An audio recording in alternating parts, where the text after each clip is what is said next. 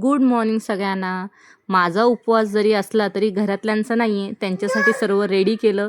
खुशीला स्कूलमध्ये पाठवलं, हे कामावरती गेले. अर्णवला छान झोपवलं आणि म्हटलं मग तयार होऊन घ्यावं. तो उठायच्या आधी तयार होऊन पूजा वगैरे करून मग आवरून बसावं, नाही तर मग तो काही करून देणार नाही. मग पटपट रेडी झाली.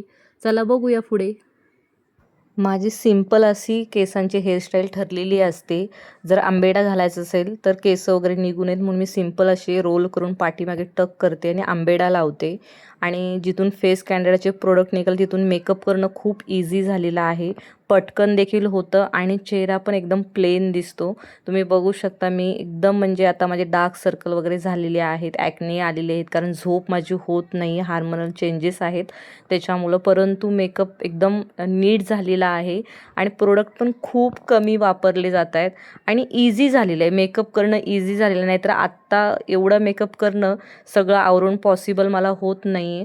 आणि मी सिंपल असंच ठेवलेलं आहे, कारण जास्त हेवी घरच्या घरीच मी करणार होते म्हणून जास्त म्हटलं हेवी काही करायचं नाही आहे. आणि जर अर्णव उठला तर हे सगळं राहून जाईल म्हणून पटकन असं होईल असं मी थोडक्यात अशी तयार झालेली आहे. कशी तयार झाली तुम्ही मला कमेंटमध्ये नक्की सांगा आणि मेकअप कसा दिसतो तेही सांगा. मस्तपैकी आवरलं आणि म्हटलं पटकन अशी पूजा आवरावी.